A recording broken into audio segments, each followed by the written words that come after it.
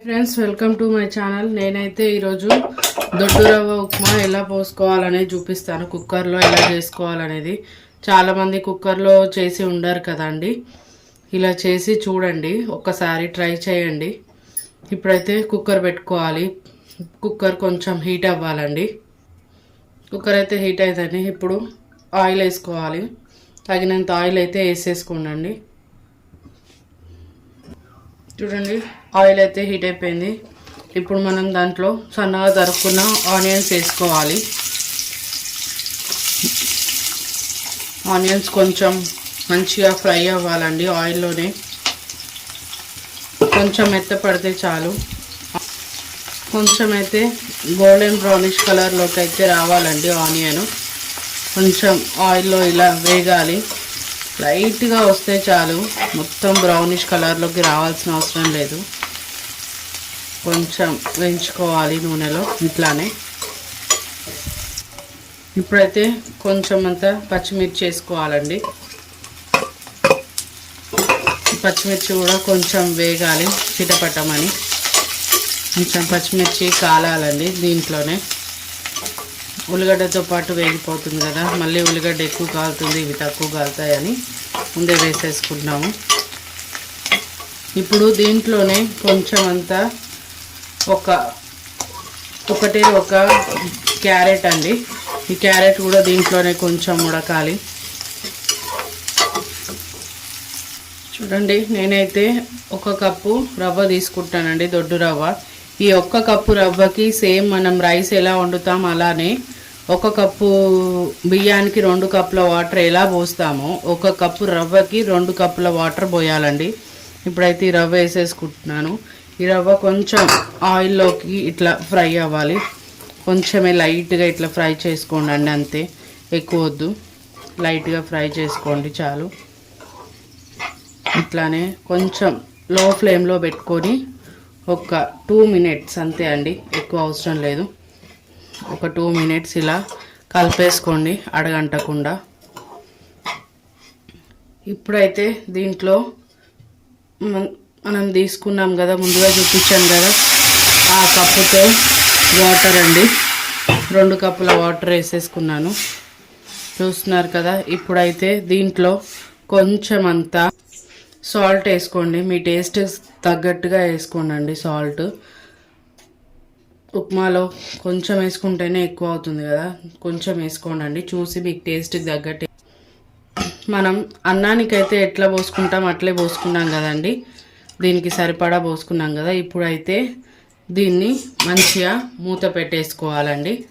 కొంచెం ఒక 2 విజిల్ వచ్చేంత వరకు పెట్టుకో. మనమైతే అన్నాన్ని కూడా అట్లే పెట్టుకుంటాం కదండి, అట్లే 2 విజిల్ వచ్చేటట్టుగా పెట్టుకుంటే చాలు. 2 విజిల్స్ అంతే అండి. 2 విజిల్స్ వచ్చేంత వరకు పెట్టుకోవాలి. ఎక్కువ పెట్టుకుంటే మాడిపోతుందండి. 2 విజిల్స్ రాగానే మొత్తం ఆవిరంతా పోయిన తర్వాతనే విజిల్ తీయాలి.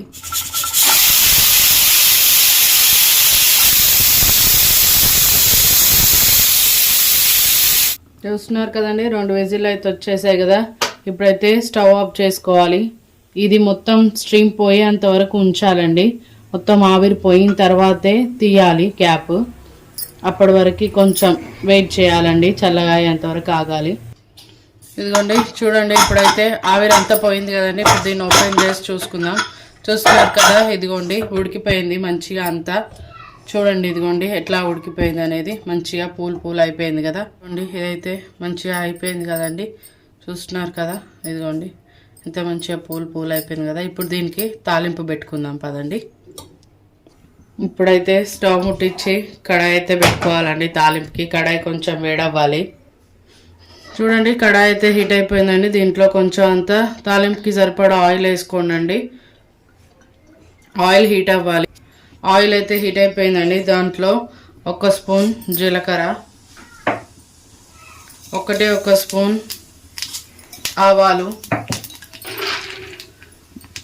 కొంచెం పల్లీలు, కొన్ని ఒట్టిమిరపకాయలు, కొంచెం శనగపప్పు అండి. ఇవన్నీ మంచిగా నూనెలో వేగితే పిల్లలు ఇష్టంగా కరకరలాడుతూ తింటారండి. కొంచెం అన్ని మినపగుళ్ళు, ఇవి మంచిగా వేగాలండి, దీంట్లోనే ఆయిల్లోనే మంచిగా వేగిపోవాలి. చూస్తున్నారు కదా ఎంత మంచిగా వేగిపోతున్నాయి ఇవి. కొంచెం గోల్డెన్ బ్రౌనిష్ కలర్లోకి రాగానే స్టవ్ ఆఫ్ చేసుకొని, తాలింపు అయితే మంచిగా వేగుతుంది కదండి. ఇప్పుడు దీంట్లో కొంచెం అంత కరివేపాకు వేసుకోవాలి. చూస్తున్నారు కదా, ఇదిగోండి తాలింపు అంతా గోల్డెన్ బ్రౌన్ కలర్లోకి వచ్చేసింది కదండి. ఇలా రావాలి, ఇలా అవుతేనే మంచిగా కరకరామంటాయి. మంచిగా మనం వేసుకున్న పప్పులన్నీ కరకరలాడతాయండి. ఇప్పుడైతే ఈ తాలింపుని మనం ముందుగా విజిల్కి పెట్టుకున్న దొడ్డు రవ్వలో ఇప్పుడు వేసుకొని కలుపుకోవాలండి. చూస్తున్నారు కదండి, ఇప్పుడైతే ఈ తాలింపు అంతా ఈ దీంట్లో వేసేసుకోవాలి. మనం ముందుగా విజిల్కి పెట్టుకున్న రవ్వలో వేసుకోవాలి.